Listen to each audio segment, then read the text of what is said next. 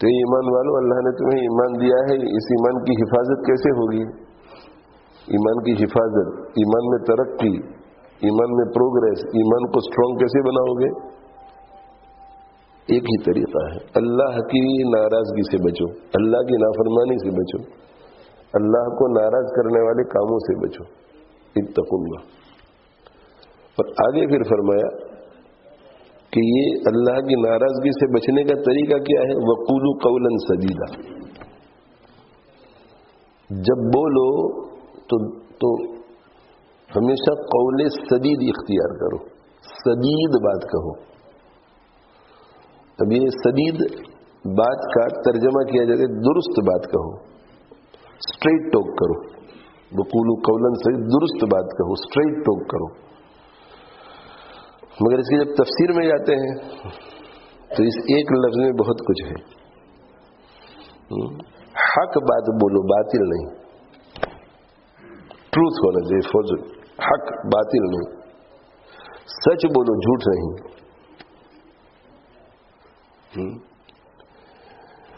سیدھی بات کرو، اسٹریٹ بات کرو،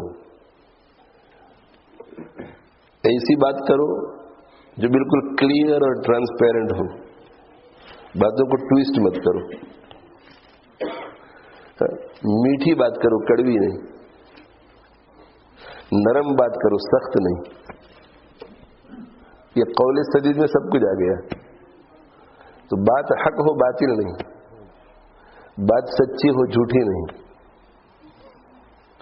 بات نرم ہو، سخت نہیں، بات میٹھی ہو، کڑوی نہیں، بات بالکل کلیئر ہو، صاف صاف ہو، گول گول نہیں، ٹویسٹ کر کے بات نہیں کرنے کی۔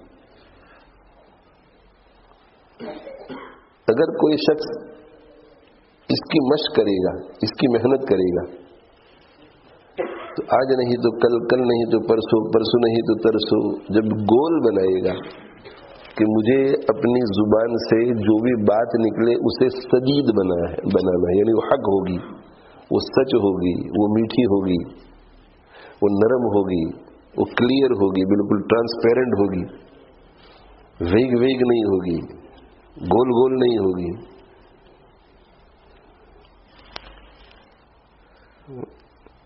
بیٹنگ بیہائنڈ دا بش نہیں ہوگی، کلیئر ہوگی بالکل۔ تو اس کی جب محنت کرے گا آدمی تو اس محنت کے نتیجے میں کامیاب ہوگا، 1 سال کے بعد، 6 مہینے کے بعد، 2 مہینے کے بعد کامیاب ہوگا۔ پھر اس کی زبان سے ہمیشہ، اس کی زبان سے ہمیشہ حق بات نکلے گی، اس کی زبان سے باطل کبھی نہیں، اس کی زبان سے ہمیشہ سچ بات نکلے گی، جھوٹی بات نہیں ہوگی۔ وہ ایسے موقع پر بھی کہ جب جھوٹ بولنا جائز ہو جاتا ہے، جھوٹ نہیں بولے گا۔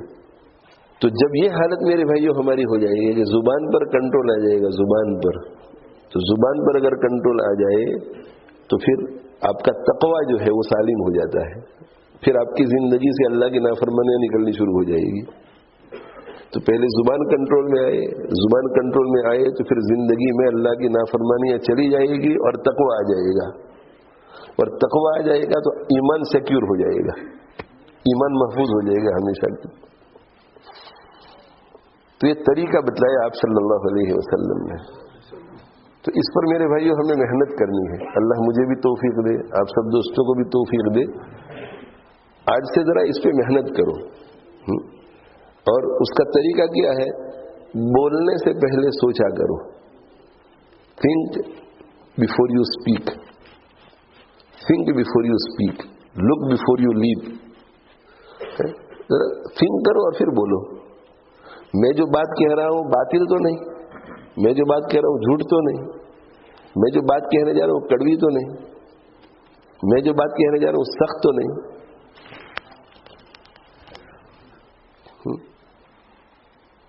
یہ بولنے کا طریقہ جب آ جاتا ہے نا،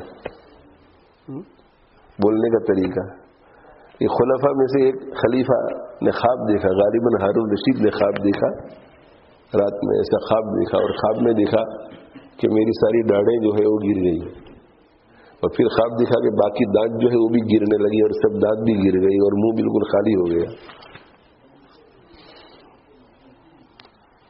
تو ایک معبر کو بلایا، تعبیر دینے والے کو، اور پوچھا کہ بھئی اس کا کیا ہے خواب؟ کہ بہت برا خواب ہے،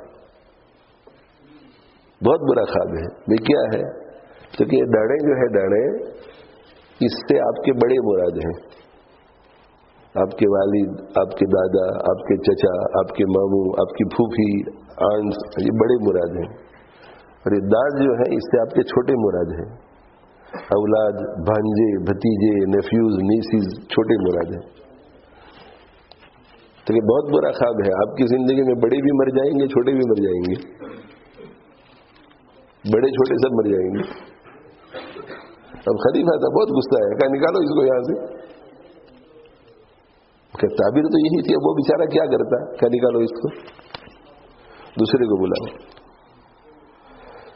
دوسرے کو بلایا۔ تو دیکھو پہلے نے مشق نہیں کی تھی تو بولنا نہیں آتا تھا،